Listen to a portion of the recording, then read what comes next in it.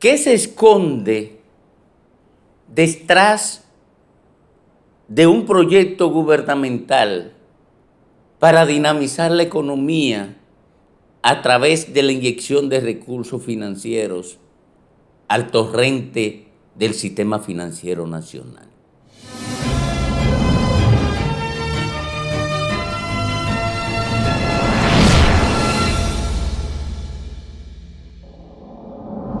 Todo el mundo sabe que yo no coincido con Jaime Ariztía Escudero, porque Jaime Ariztía Escudero defiende los intereses de las élites económicas y yo defiendo el interés social común.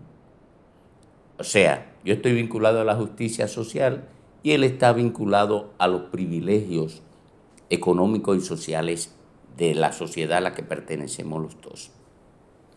Pero Jaime Ariztía Escudero ha puesto de relieve una información que no todo el mundo la domina.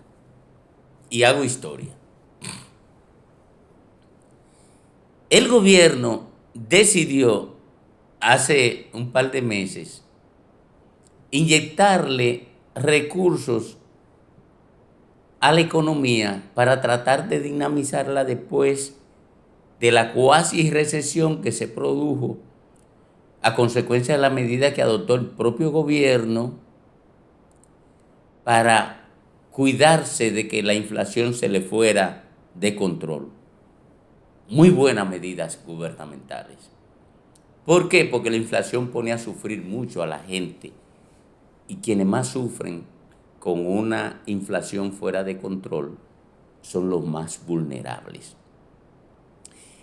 Ya el impacto exterior en la inflación local está reduciéndose y por tanto la inflación ha ido abandonando su vocación a la alza.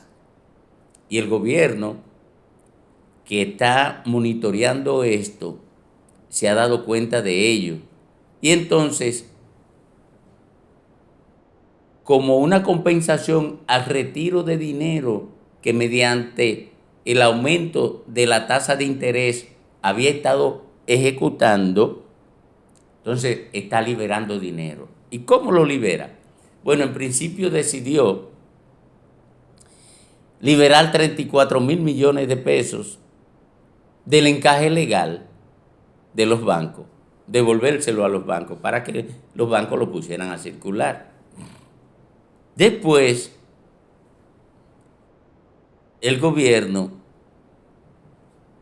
después que liberó estos 34,000 millones de pesos, consideró que podía seguir liberando recursos y le entrega del Banco Central, de recursos del Banco Central, 60,000 millones de pesos más a la banca. Pero ocurre que los 60,000 millones de pesos más a la banca se fueron de una vez. ¿Y qué es lo que se sospecha? Lo que se sospecha es que la liberación de los 60,000 millones de pesos que se le entrega a la banca para que lo presten a un porciento notablemente inferior al porciento que se ordenó que se prestaran los 34,000 millones de pesos de redescuento, fueron a parar a manos de quienes habían tomado los 34,000 millones de pesos del encaje legal. Oigan esto, eso se prestó a una tasa 2 puntos superior a la de los 60,000 millones de pesos. Entonces, ¿qué manejo sospecha Jaime Ariztía Escudero que se dio ahí? Y yo también. O que los que tenían los 34,000 millones de pesos abandonaron la tasa alta que tenían y se pasaron para los 60,000. ¿Por qué? Porque la banca no se lo entregó a los proyectos pequeños, a los que estaban dirigidos esos 60.000 millones de pesos.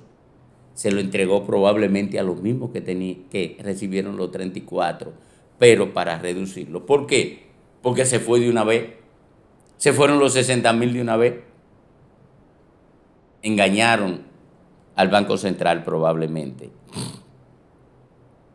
y al gobierno, que tenía un proyecto distinto, un propósito distinto, que esos 60.000 llegaran a la base de la economía, no se quedaran en la élite que recibió los 34.000. Ahora el gobierno va a poner 25.000 millones de pesos más.